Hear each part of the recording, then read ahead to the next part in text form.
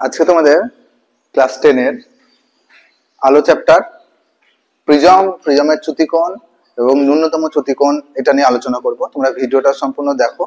প্রিজমের চ্যুতিকোণ কিন্তু মাধ্যমিকে কিন্তু খুব ইম্পর্টেন্ট, এটা সাজেশন টাইপের কোশ্চেন, যেটা কিন্তু প্রায় এক বছর অন্তর অন্তর মাধ্যমিকে তোমাদের আসে। তাই ভালো করে ভিডিওটা দেখো, অবশ্যই তোমরা এটা মাধ্যমিকে কমন পাবে।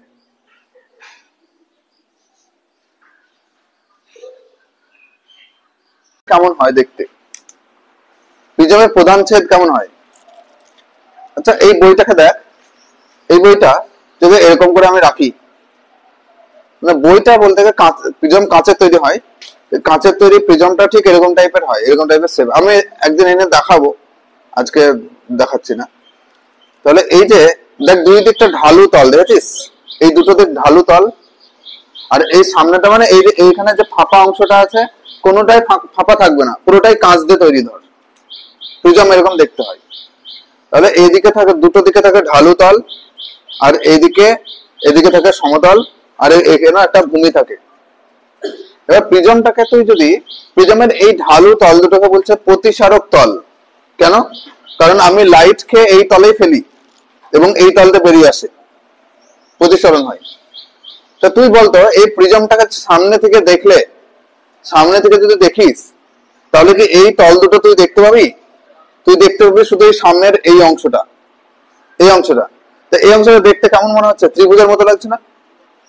ত্রিভুজের মতো লাগছে। আমি বোর্ডের প্লেনে যদি প্রিজমকে আঁকতে চাই, তাহলে কিন্তু একটা ত্রিভুজই আঁকবো। তো ত্রিভুজ আঁকা মানে কিন্তু ওটার এদিকে কিন্তু প্রতিসারক তল আছে। আর এই প্রতিসারক তল দুটো, অর্থাৎ এই ঢালু বাঁকা তল দুটো যে অ্যাঙ্গেল করে থাকে, এখানে যে কোণটা করে থাকে, সেই কোণটাকে বলছে প্রতিসারক কোণ বা প্রিজম কোণ। যখন প্রিজমটাকে তৈরি করা হয়, তখন ওই প্রিজম ম্যানুফ্যাকচার করার সময় কিন্তু এই কোণটা আমাকে বলে দেয়। অর্থাৎ যে প্রিজমটা নিবি, ওই প্রিজমের ওই যে প্যাকেটের উপরে দেখবে ওই কোণের মানটা লেখা থাকে, প্রিজম কোণের মানটা, যে এই প্রিজমের প্রিজম কোণ কত বা প্রতিসারক কোণটা কত। বুঝতে পারলি? তো প্রিজম কোণটা কিন্তু ম্যানুফ্যাকচার বা তৈরি করার সময় আমাদেরকে বলে দেয়। বোর্ডে যদি আঁকি কেমন হবে? ধর এই একটা প্রিজম এরকম ভাবে আছে,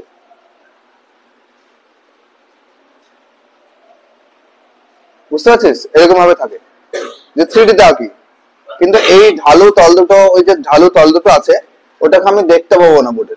তাহলে এরকম একটা ত্রিভুজ দেখবো। এবার ওই ঢালু তল দুটোতে যদি লাইটটা এসে পড়ে, তো সেই লাইটটা তো আমি তল দুটোকে দেখতে পাচ্ছি না, আমি দেখবো সামনের এই বাহুতে পড়ছে, তাই দেখবো। তাই তো? এই যে প্রিজমের এই ঢালু তলে যদি লাইট এসে পড়ে, তো এই তলটাকে তো আমি দেখতে পাচ্ছি না, আমি দেখবো এই বাহুর উপর লাইটটা পড়ছে। কিন্তু অ্যাকচুয়ালি বাহুর উপর লাইটটা পড়ে না, পড়ে এই তলের উপরে। ঠিক আছে? এবার আমি প্রিজমের ছবিটা আঁকবো।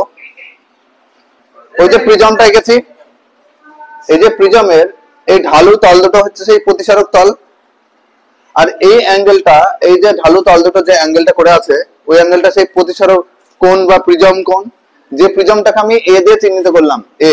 আচ্ছা, এবিসি প্রিজম, এবিসি হচ্ছে প্রিজমের একটা প্রধান ছেদ, সামনের অংশটা, অর্থাৎ প্রিজমের প্রধান ছেদ, প্রধান ছেদ বলে ওটাকে।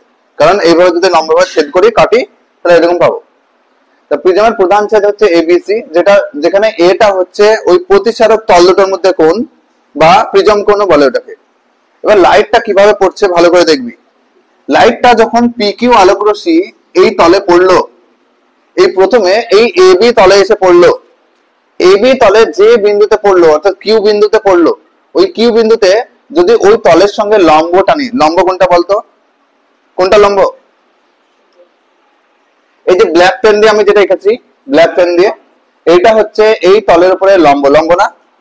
দেখ, এই যে ঢালু তলটা আছে এটার উপর, এটা কিন্তু লম্ব ভাবে আছে। অর্থাৎ যে I1 কোণে আমি যদি ধরি যে পিকিউ একটা আলোক রশ্মি এসে পড়লো লম্বের সঙ্গে I1 কোণে, তাহলে নিশ্চয়ই প্রতিসরণ হবে। এবার তোরা বল যে এটা বায়ু মাধ্যম আর প্রিজমটা হচ্ছে কাঁচ মাধ্যম। তো বায়ু থেকে কাঁচ মাধ্যম মানে অ্যাকচুয়ালি লঘু থেকে ঘন মাধ্যম আসছে। তো লঘু থেকে ঘন মাধ্যমে এলে লাইট কোন দিকে বেঁকে দেয়? অবিলম্বের দিকে না অবিলম্বের থেকে দূরে সরে? অবিলম্বের দিকে বেঁকে দেয়। তাহলে অবিলম্বের দিকে বেঁকে দেয় মানে কি? অ্যাকচুয়ালি লাইটটা যাওয়ার কথা ছিল কোন দিকে? এই যে পি কিউ আলোক রশ্মিটা যাওয়ার কথা ছিল এই সোজা এই পথে, এই পথ ধরে, এই যে ডট ডট করা আছে, সোজা এই পথ ধরে যাওয়ার কথা ছিল, কিন্তু অবিলম্ব কোন দিকে আছে? এদিকে অবিলম্ব আছে, এই লম্বের দিকে ওটা কিছুটা বেঁকে গেল, বেঁকে গেছে, দিয়ে কোন দিকে গেল? দিয়ে কিউ আর পথে এইভাবে গেল, বাঁকা ভাবে। বুঝতে পারলে সবাই এই জায়গাটা? যখন কিউ পথে পি কিউ আলোক রশ্মি এসে পড়লো, যাওয়ার কথা ছিল সোজা, বেরিয়ে যাওয়ার কথা ছিল, কিন্তু যেহেতু লঘুতে ঘন মাধ্যমে এসে লাইট আসছে, তাই কি হচ্ছে? অবিলম্বের দিকে বেঁকে গেল। অবিলম্ব কোন দিকে আছে? ব্ল্যাক কালারের অবিলম্বটা কোথায় আছে? নিচে আছে, তাই নিচের দিকে বেঁকে গেল, বেঁকে গিয়ে এই সোজা গিয়ে কিউ থেকে আরে এসে পৌঁছলো লাইটটা, হলো। এবং যখন বেঁকে গেল কিউ আর পথে, তখন অবিলম্বের সঙ্গে কত কোণ করে আছে? আর1 কোণ করে আছে। তা আর1টা হচ্ছে ওদের প্রতিসরণ কোণ।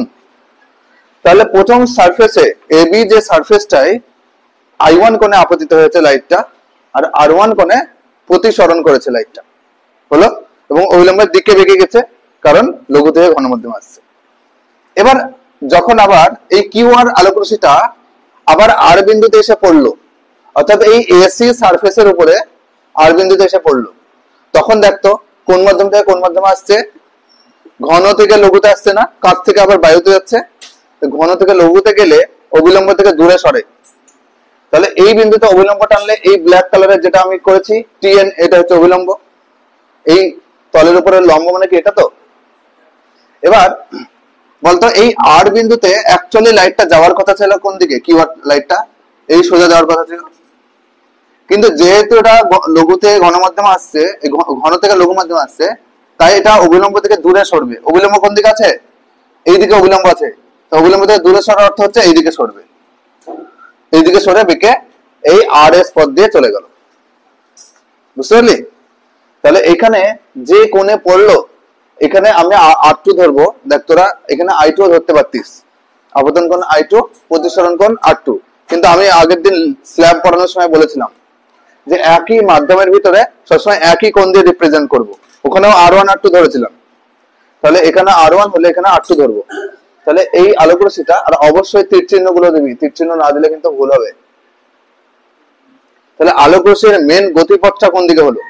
পি কিউ আলোক রশ্মি I1 কোণে পড়লো, আর1 কোণে প্রতিষ্ঠিত হয়ে কিউ আর পথে গেল, কিউ আর পথে আর2 কোণে আপতিত হয়ে I2 কোণে প্রতিষ্ঠিত হয়ে আর এস পথে গেল। মানে আলোক রশ্মি পরিযায়নের মধ্যে দিয়ে এইভাবে গেল, এইভাবে। বুঝতে পারলি? এইভাবে গেল। এইটা হচ্ছে লম্বের সঙ্গে, এটা লম্ব, লম্বের সঙ্গে যে কোণে বেরিয়ে গেল সেটা হচ্ছে I2। এবার বিচ্যুতি কোণ বা চ্যুতি কোণ, এবার বিচ্যুতি কোণ বা চ্যুতি কোণ কি জিনিস জানিস কেউ? বিচ্যুতি কোণ কি জিনিস আমি আগের দিন বলেছিলাম, যে কোন একটা আলোক রশ্মি, ধর এই আলোক রশ্মিটা এভাবে আসছে, এভাবে আলোক রশ্মিটা আসছে, তো এই আলোক রশ্মির গতিপথ কিন্তু এই সোজা, কিন্তু কোনো কারণে কোনো মাধ্যমে পড়ে যদি হঠাৎ করে এইভাবে বেঁকে যায়, তাহলে ও যাওয়ার কথা ছিল এই সোজা, কিন্তু এই দিকে বেঁকে গেছে এই পেনটার দিকে। তাহলে এই যে যাওয়ার কথা ছিল এইদিকে, আর যেদিকে বেঁকে গেল সে যতটা অ্যাঙ্গেল করে ঘুরে গেল, যতটা কোণ করে ঘুরে গেল, এই যে কোণটা, এই কোণটাকে বলছে বিচ্যুতি কোণ বা চ্যুতি কোণ। কতটা অ্যাঙ্গেল করে বিচ্যুত হয়ে গেল।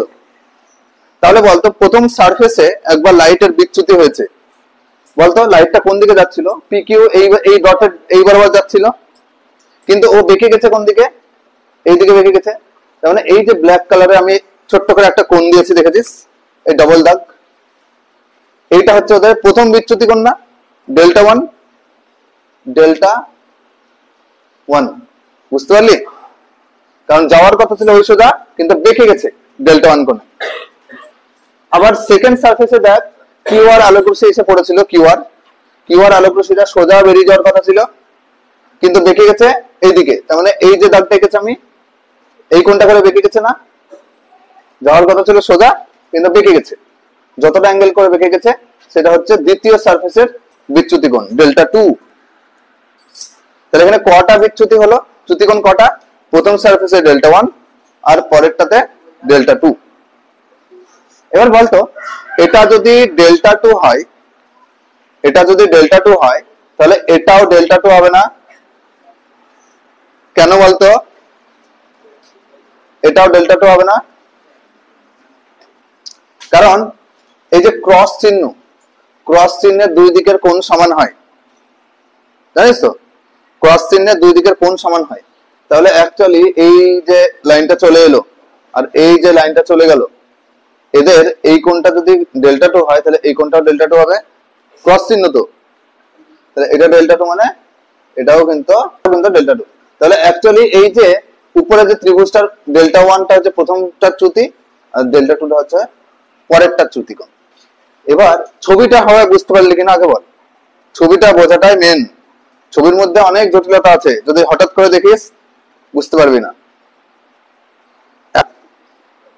পিকিউ আলোক রশ্মি এসে পড়েছিল লঘু থেকে গণমাধ্যম, তাই দিক পরিবর্তন করে দেখে গেছিল কিউআর পথে, আবার দিক পরিবর্তন করে কিউআর পথে।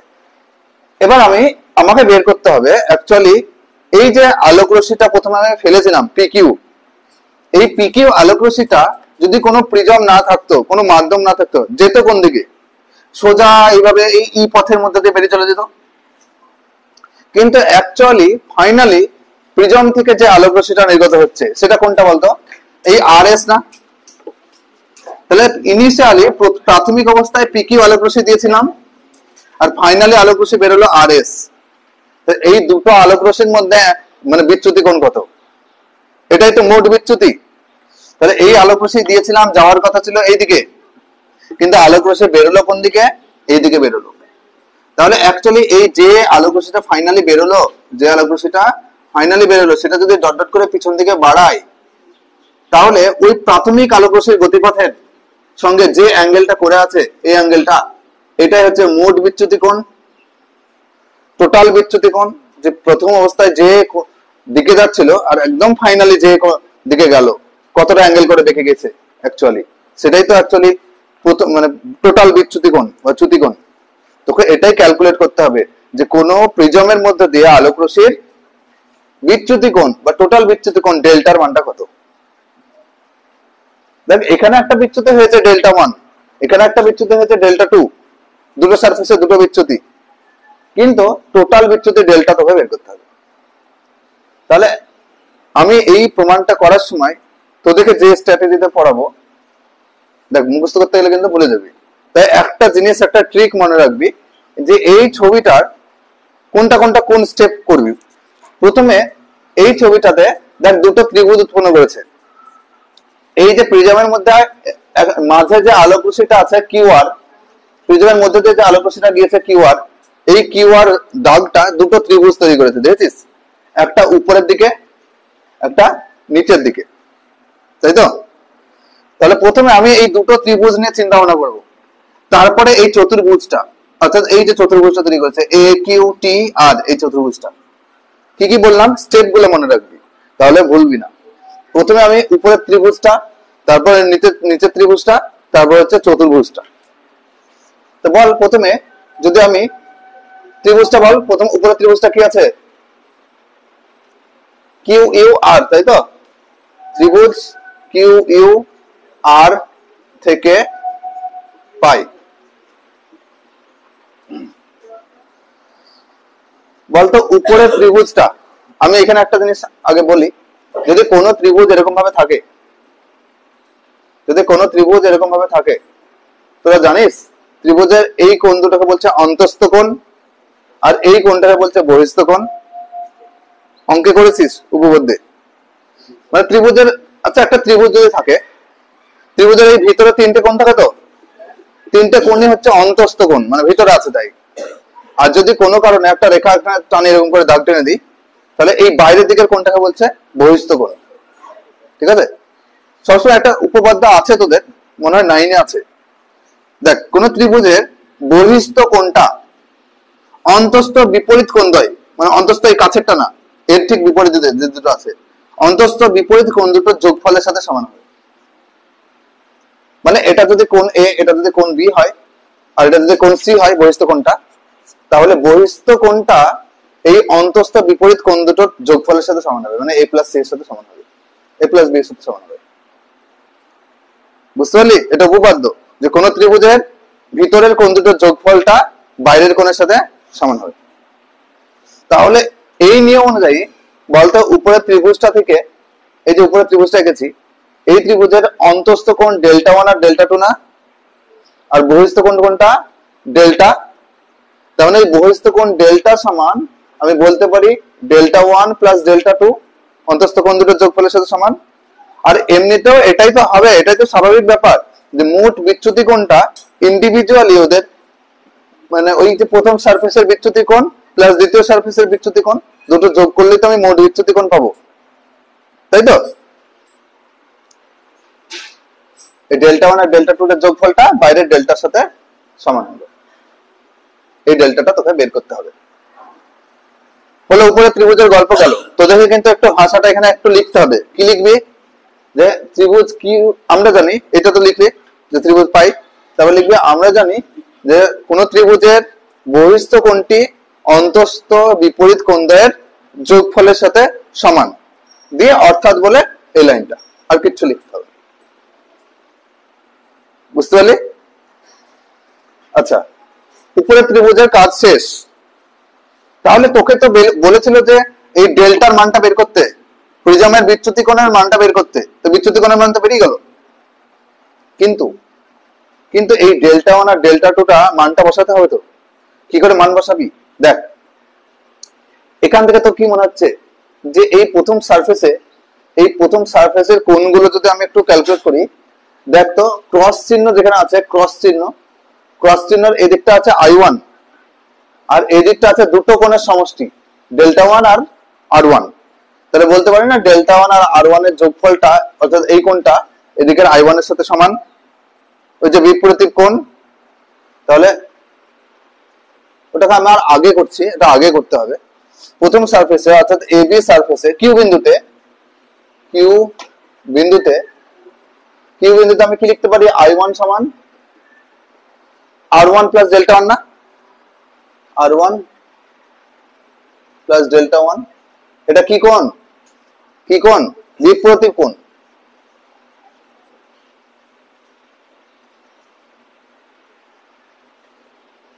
আচ্ছা, একইভাবে এই আর বিন্দুতে কি হবে?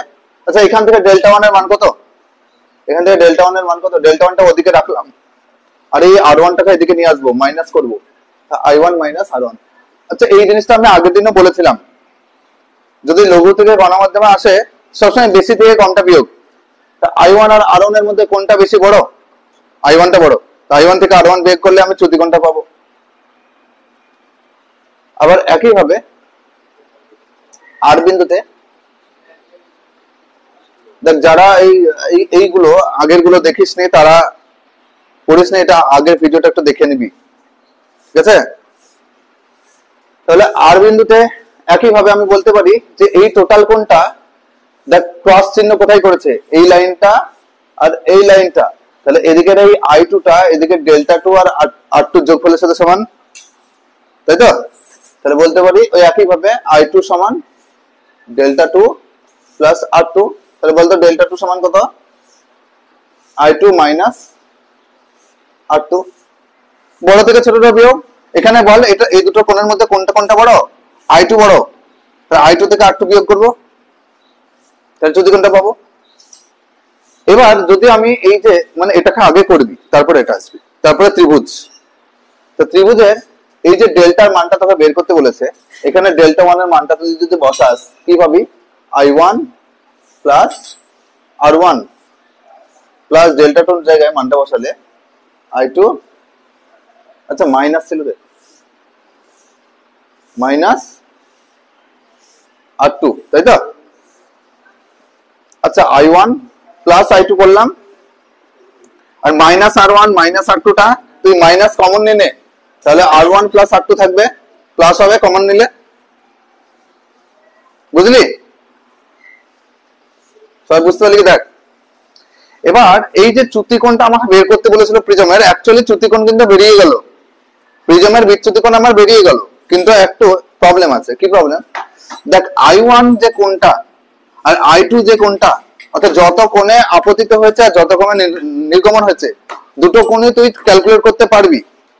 কিন্তু বলতো R1 আর R2 যেটা প্রিজমের ভিতরের কোণ, R1 আর R2 এই কাঁচের মধ্যের কোণ, সেই কাঁচের মধ্যের কোণকে তুই ক্যালকুলেট করতে পারবি, বের করতে পারবি? পারবি না। তাহলে এই I1 I2 টা ভ্যালিড হলেও এই R1 R2 এর মানটা তুই কিন্তু কখনো ক্যালকুলেট করতে পারবি না। তাহলে ডেল্টাটার মান কি করে পাবি তুই? পাবি না। সেই জন্য এইটাকে একটু রিপ্লেস করতে হবে অন্য কিছু দিয়ে, এই মানটা তাড়াতে হবে। এই মানটা আমি পাবো না, এখান থেকে বের করতে পারবো না। এটা কাচের ভিতরের কোণ, প্রিজমের ভিতরে কোণ। এটাকে তাড়ানোর জন্য এবার আমি নেক্সট চিন্তা ভাবনা কি করব। প্রথমে আমি বলে দিচ্ছি, প্রথমে উপরের ত্রিভুজের ঘটনা হয়ে গেল কমপ্লিট। তারপর নিচের ত্রিভুজের ঘটনা। নিচের ত্রিভুজটা কি হবে, লিখ ত্রিভুজ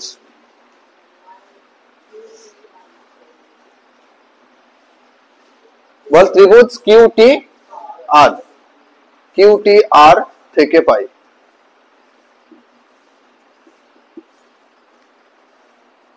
একবারে টোটাল মনে রাখতে গেলে কিন্তু প্রবলেম হয়, ওর জন্য আমি এইভাবে পার্ট পার্ট করে মনে রাখতে বলেছি। প্রথমে ডেল্টা টু ডেল্টা ওয়ান এর মান বের করবি, তারপরে উপরে ত্রিভুজটা বহিস্থ কোণ অন্তস্থ কোণের যোগফলের সাথে সমান, তারপরে আসবে নিচের ত্রিভুজটা।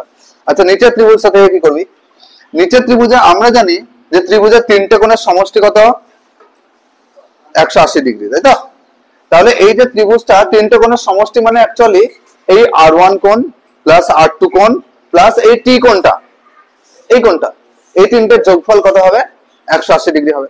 কর, কি লিখবো, R1, তাহলে ভাষাটা লিখবি প্রথমে যে ত্রিভুজের তিনটে কোণের সমষ্টি আমরা জানি সর্বদা 180 ডিগ্রি হয়, অর্থাৎ বলে তারপরে এই লাইনটা R1 প্লাস R2 প্লাস এই টি কোণটা, টি কোণটা কি লিখি বল, QTR লিখ, QTR কোণ, QTR হলো কোণ, QTR মানে এই কোণটা।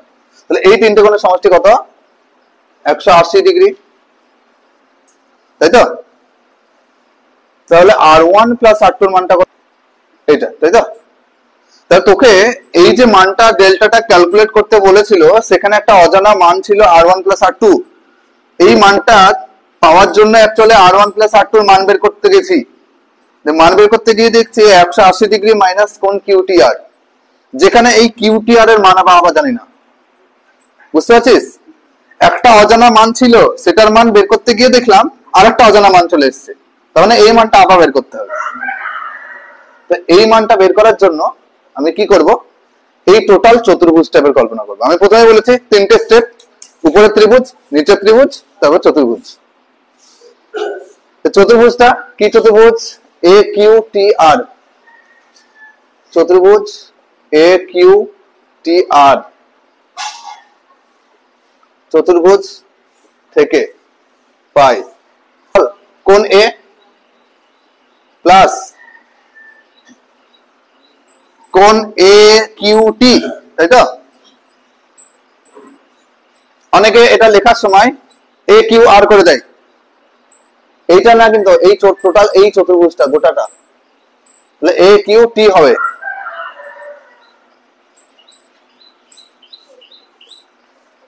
প্লাস QTR, তাই তো? QTR প্লাস TRA, TRA, এই সবগুলোর যোগফল কত, 360 ডিগ্রি। তোরা বল AQT এর মান কত, এই কোণটার মান কত, কে বলতে পারিস দেখি, কার বুদ্ধি আছে? আগে আমি বলেছি AQT 180 তো স্টেটমেন্ট। হ্যাঁ, এই AQT এই কোণটার মানটা কত, 120 কি করে হয়, 90 ডিগ্রি। ভেরি গুড, কারণ এটা আমি লম্ব, প্রথমেই বলেছিলাম যে এই ব্ল্যাক কালারের লাইনটা এই তলের উপরে লম্ব ভাবে আছে, বলিনি? তো লম্ব মানে কি, অ্যাকচুয়ালি AQT টা 90 ডিগ্রি। একই ভাবে এই যে TRA এই কোণটার মানটা কত, এটাও 90 ডিগ্রি, কারণ কি এটাও লম্ব ভাবে আছে। তাহলে বল AQT, তাহলে কোণ A প্লাস, মানে ছবিতে একটু বাঁকা হতে পারে আঁকার প্রবলেমের জন্য, কিন্তু অ্যাকচুয়ালি ওটা লম্ব তলের সঙ্গে। তাহলে AQT কত, 90 ডিগ্রি। QTR এর মান জানি না, QTR এর মান জানি না, এটাই আমাকে বের করতে হবে এখানে বসানোর জন্য। তা QTR আবার TRA এটা কত, 90 ডিগ্রি সমান 360 ডিগ্রি। আচ্ছা, 90 প্লাস 90 কত হয়, 180। ওই 180 এদিকে গিয়ে 360 থেকে বিয়োগ হবে, তো 360 থেকে 180 বিয়োগ করলে কত হয়, 180। তাহলে কোণ A প্লাস QTR সমান নিশ্চয় 180। এই R1 plus R2 plus QTR যোগ করে আমি 180 পাচ্ছিলাম, আর এখানে A এর সঙ্গে QTR যোগ করে 180 পাচ্ছি। তার মানে এটাই নিশ্চয়ই ওই R1 প্লাস R2। এভাবে তুলনা করে বসিয়ে দিতে পারিস, কিন্তু যদি মান বসাস তাহলে অ্যাকচুয়ালি এরকম হবে QTR সমান কত হবে 180 মাইনাস এই কোণ A হলো। এখানে বসিয়ে দেবার মানটা, এটা বসিয়ে দে। তাহলে কি ফর্ম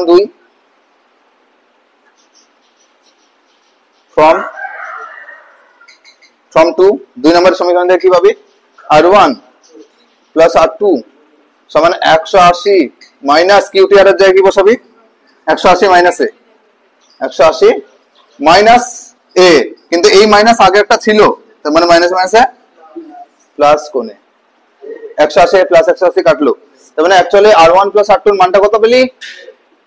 তাহলে তোরা এই যে ভিতরের অজানা মানটা যেটা ডেল্টাতে পেয়েছিলি R1 প্লাস R2, যেটা তুই ক্যালকুলেট করতে পারছিলি না, সেটা অ্যাকচুয়ালি কি ওই প্রিজম কোণটা।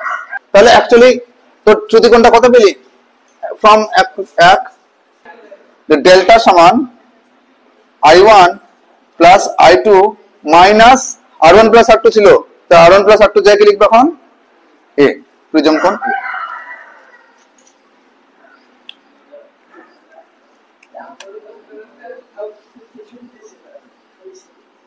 এটা হচ্ছে প্রিজমের চ্যুতিকোণের ফর্মুলা। ডেল্টা সমান I1 plus I2 minus A, যেখানে I1 হচ্ছে আপতন কোণ, I2 হচ্ছে নির্গমন কোণ, আর A হচ্ছে প্রিজম কোণ। এটা কিন্তু খুব ইম্পর্টেন্ট মাধ্যমিকের জন্য। আবার এখান থেকে প্রচুর অঙ্ক আসে, প্রবলেমও আসে, আমি করাবো, তো সবাই করে নে, খুবই ভালো প্রবলেম। আচ্ছা, প্রিজমের চ্যুতিকোণটা ওই যে তোরা ফর্মুলাটা কি পেলি, ডেল্টা সমান I1 plus I2 minus A, তাই তো? এটা ফর্মুলাটা পেলি। তাহলে এখানে I1 আর I2 টা কি ছিল, অ্যাকচুয়ালি আপতন কোণের মান ছিল আর নির্গমন কোণের মান। এই যে I1 আর I2 এর মানটা, এই I1 টা কি হয় যদি আমি লেখচিত্রে প্লট করি, বসাই, তাহলে দেখতে পাবো যে আপতন কোণের মান যখন সবচেয়ে কম, দেখ বুঝতে পারছিস, আপতন কোণ 0, 1, 2 করে সবচেয়ে কম যখন আছে, তখন একবার এই চ্যুতিকোণের মানটা সবচেয়ে বেশি পাচ্ছি। দেখতে পাচ্ছিস লেখচিত্রে এই পয়েন্টটা কোথায়, একদম উপরে আছে। একবার আপতন কোণের মান সবচেয়ে কম যখন, তখন দেখা যাচ্ছে চ্যুতিকোণের মানটা অনেকটা বেশি পাচ্ছি। এবার আপতন কোণের মান আস্তে আস্তে যদি বাড়াতে থাকি, তাহলে দেখা যাবে এই চ্যুতিকোণের মানটা আস্তে আস্তে কমতে একটা সময় পরে আপতন কোণের একটা নির্দিষ্ট মানের জন্য আমি দেখলাম এই চ্যুতিকোণের মানটা সবচেয়ে কমলো। তারপরে যখন আবার আপতন কোণের মান বাড়াচ্ছি, নির্দিষ্ট আপতন কোণের মানের জন্য চ্যুতিকোণটা সবচেয়ে কমলো। তারপরে যখন আবার আপতন কোণের মান আরো বাড়াচ্ছি, তখন দেখা যাচ্ছে যে চ্যুতিকোণের মান আর না কমে আবার পুনরায় বাড়তে শুরু করেছে, এবং বাড়তে বাড়তে আপতন কোণের মান একটা আরো বেশি, অনেকটা বেশি মানে গিয়ে দেখা যাচ্ছে চ্যুতিকোণের মান আর ওই সর্বোচ্চ মানটা পাচ্ছি। মানে ওই চ্যুতিকোণের সর্বোচ্চ মানটা দুটো পয়েন্টে পাচ্ছি, একবার সবচেয়ে কম আপতন কোণে, একবার বেশি আপতন কোণের মানে, দুটো জায়গায়। কিন্তু এই চ্যুতিকোণের মানটা সবচেয়ে কম যখন সর্বনিম্ন, সেই সর্বনিম্ন পয়েন্টটা গিয়ে দেয় একটা নির্দিষ্ট আপতন কোণের মানের জন্য এই সর্বনিম্ন মানটা পাচ্ছি। তাহলে এইটাকে বলছে ন্যূনতম চ্যুতিকোণ। ঠিক আছে, তো যে কোণের আপতন কোণের যে মানের জন্য চ্যুতিকোণের মানটা সবচেয়ে কম হয়, সবচেয়ে কম, কমতে সবচেয়ে কম হয়, সেই কোণটাকে বলছে, সেই আপতন কোণের মানটাকে বলছে ন্যূনতম চ্যুতিকোণ। ঠিক আছে, ন্যূনতম আপতন কোণ, আর কিছুই না এখানে। আর এই ন্যূনতম চ্যুতিকোণের শর্তটা কি, কি শর্তের প্রয়োজন? এই I1 সমান I2 হতে হবে, এই দুটো কোণ সমান হতে হবে, যেখানে সমান সেই জায়গাটাই সর্বনিম্ন, ও R1 সমান R2 হতে হবে। ঠিক আছে, এই হচ্ছে শর্ত। শর্ট কোশ্চেন অনেক সময় থাকে যে ন্যূনতম চ্যুতিকোণের শর্ত কি, I1 সমান I2, R1 সমান R2। ঠিক আছে, এই ছাড়া আর প্রিজমের তোদের সিলেবাসে কিছু নাই, উঁচু ক্লাসে আছে, এইটুকুই আছে। এরপরে লেন্স শুরু হবে, লিখে না সবাই।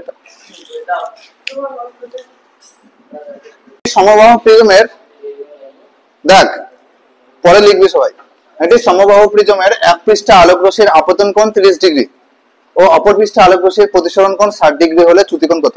এ ধরনের অঙ্ক কিন্তু থাকে। দেখ প্রথমে বলেছে সমবাহু প্রিজম। সমবাহু প্রিজম মানে যে প্রিজমটা আছে সেটা সমবাহু, মানে তিনটে বাহু সমান। তো তিনটে বাহু সমান হলে তিনটে কোণও সমান হয় না? কত করে হবে তাহলে? 60 ডিগ্রি করে হবে। 3 × 60 যোগ করলে 180 হয়, মানে প্রত্যেকটা 60 ডিগ্রি করে হবে। তাহলে অ্যাকচুয়ালি যখনই সমবাহু প্রিজম বলবে তখনই প্রিজম কোণের মান কত? প্রিজম কোণ ওই এ এর মানটা কত? 60 ডিগ্রি হবে, মনে থাকবে। যখনই সমবাহু প্রিজমের কথা বলবে তখনই কিন্তু প্রিজম কোণ এ এর মান কত? 60 ডিগ্রি। আর কি বলেছে? আপতন কোণ কত? ওই এক পৃষ্ঠে আপতন কোণ, মানে এইদিকে যেটা আপতিত হলো সেই কোণটা I1 যদি ধরি, I1টা কত? 30 ডিগ্রি। আর এইদিকে যেটা বেরোবে লম্বের সঙ্গে যে কোণে, সেটা কত? সেটা হচ্ছে 60 ডিগ্রি। তাহলে I2 কত? 60 ডিগ্রি। I2 হলো। তাহলে চ্যুতি কোণটা কত বের করতে বলেছে? পারবি না? ডেল্টা সমান ফর্মুলা কি? এটা মানগুলো বসিয়ে দে। 30 ডিগ্রি, 60 ডিগ্রি, আর প্রিজম কোণ এখানে বলেনি, কিন্তু সমবাহু প্রিজম তাই 60 ডিগ্রি হলো। 60 ডিগ্রি, দুটো 60 কেটে গেল, প্লাস মাইনাস 30 ডিগ্রি হচ্ছে এদের চ্যুতি কোণ। সহজ অঙ্ক। 30 ডিগ্রি হচ্ছে এদের ওই চ্যুতি কোণের মান। আজকে এই পর্যন্ত। তোমরা সবাই ভিডিওটা আশা করি সবাই বুঝতে পেরেছো পড়াগুলো।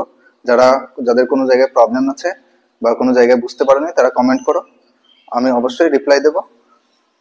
চ্যানেলটাকে সাবস্ক্রাইব করো, শেয়ার করো এবং ভিডিওটা আরো তোমাদের মতো অনেক বন্ধুদের কাছে ছড়িয়ে দাও। এবং আপকামিং অনেক এরকম টাইপের ভিডিও আসতে চলেছে, তোমরা চ্যানেলটা সাবস্ক্রাইব করে রাখো।